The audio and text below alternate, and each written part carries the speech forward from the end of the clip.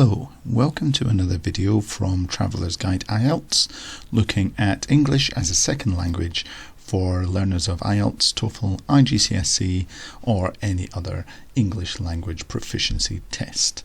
My name is Andrew. Please press the thumbs up to like the video and subscribe to the channel for more like this. In this video, we're going to be looking at the IELTS speaking test, part 3. The IELTS speaking test is the same for general training and for academic, and it consists of 3 parts. Part 1 is basic questions about familiar topics.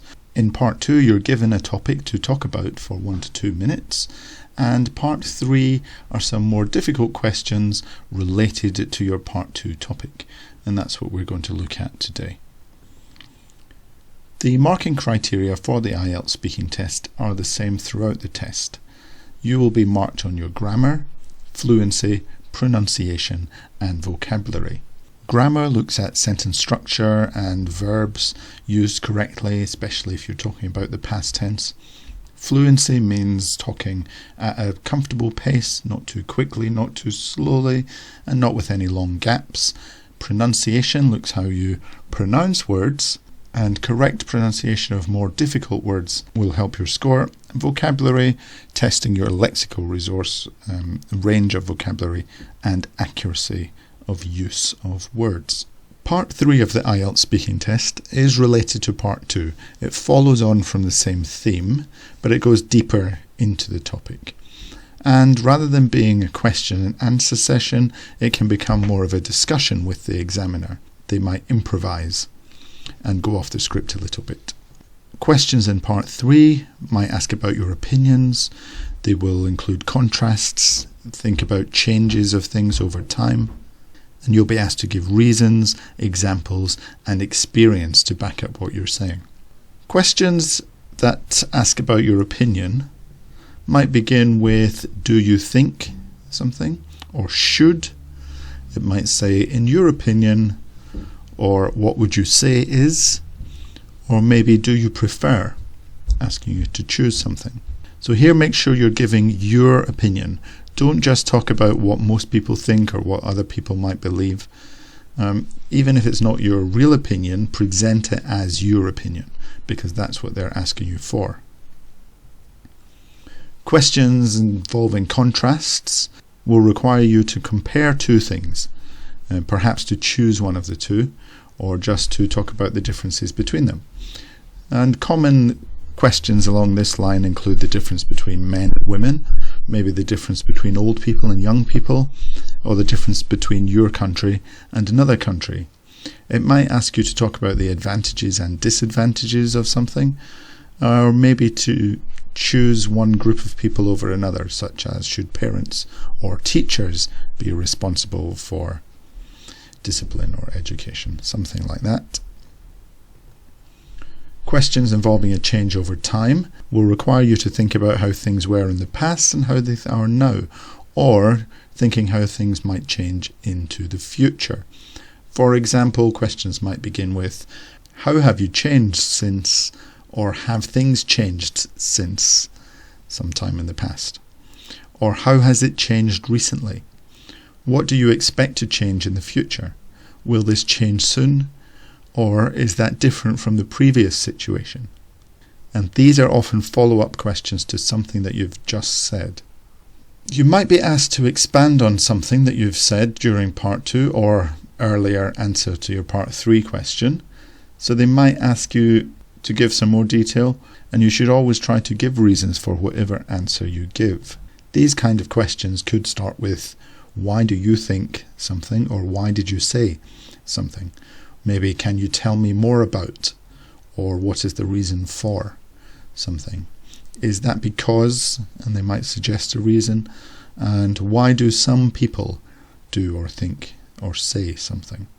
And we have examples and experience. So again, when you're giving your part 3 questions, you should be including examples and experience. If you don't, the examiner might ask you some follow-up questions to give some more examples or some more experience. And this could include do people in your country do or say or think something, When you were a child, did you or have you ever seen something, or what kind of people? And is there a country where something happens? So they might be asking you to give examples from the real world using your knowledge, maybe examples of people that you know who do something, or experience from your own life, places you have been, things you have done, just to give some extra information about things that you've said before. Here is a part 2 topic that I have been looking at recently. It says describe a painting. So the part 2 topic of describe a painting, you should say what the painting is about, who the artist is, where and when you saw the painting, something special about the painting, and explain why this painting impressed you a lot. So for part 2, you're having to choose a piece of art and talk about it. So what kind of questions might we see in part 3 that go with this topic? So it's not going to be any of the same things that are included on the topic card, but they will be related to the subject of art and painting. Here are some ideas of the things we might be asked. They might say, did you enjoy painting when you were a child? This one's asking for your experience, and perhaps you could include change over time as well, because you can talk about your feelings on the subject now if that has changed. The second one here, are men or women better at painting? Another popular type of question here, comparing men and women, and often with these type of questions there is no right answer. Then the third one says, is an art gallery a good place to take a child for a day out? This is asking about your opinion, and you might be able to use some of your own experience to answer this question. Next, is art still a popular school subject these days? Right, so it's asking about your opinion on this, but also it's thinking about a change over time. So it's suggesting that art was a popular school subject in the past. Has that changed? Then we have, some pieces of art sell for millions of pounds. Do you think this price is justified? So do you think? It's asking about your opinion. Maybe you can think of some examples from the real world. You also have to give reasons to justify your opinion. And finally, do you have much artwork on your walls at home? This is asking about your personal experience, and you can give opinions, reasons, and examples to answer this question. So let's take one of these questions and think about our answer. Did you enjoy painting when you were a child? So this is primarily focusing on experience. It could also include a change over time, and you should think about reasons and examples. My answer to this question would be, I've always been interested in art and painting, and I remember having a lot of fun with paints when I was a small child. My primary school classroom had a corner dedicated to art, and we had regular painting and messy play sessions. None of my artwork from those days has survived, but I'm sure they were all masterpieces. So I've made sure that my answer is a bit longer than a part 1 answer. Your part 3 answer should be 3 to 4 sentences in length and last at least 10 seconds.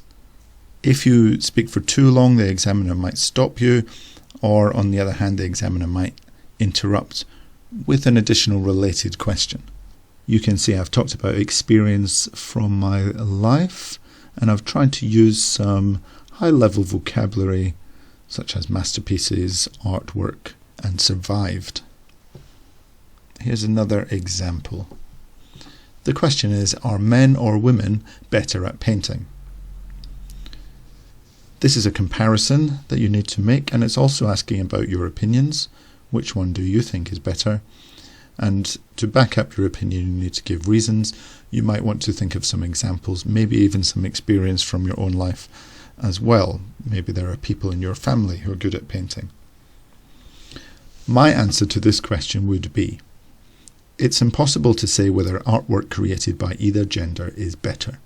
Some people might point out that the majority of famous artists from history were male, but I think that's more down to opportunities in society at the time rather than ability. Nowadays we see a much more equal split of male and female artists. So again, I'm going for 3 to 4 sentences, around 10 seconds or above with my answer. The men or women question, usually these are going to be impossible to know, or both are equal, something along these lines. However, if you truly believe that male artists are better or that female artists are better, as long as you give reasons and examples to back up your answer, that's absolutely fine. The examiner doesn't have to agree with your answer, they're only judging you on your English. Right, that's the end of this short video about part 3 speaking. You can have a go at some of these questions yourself. I hope you found this video useful. Remember to press the thumbs up and subscribe, and I will be back again with another video soon. But for now, thank you very much and goodbye.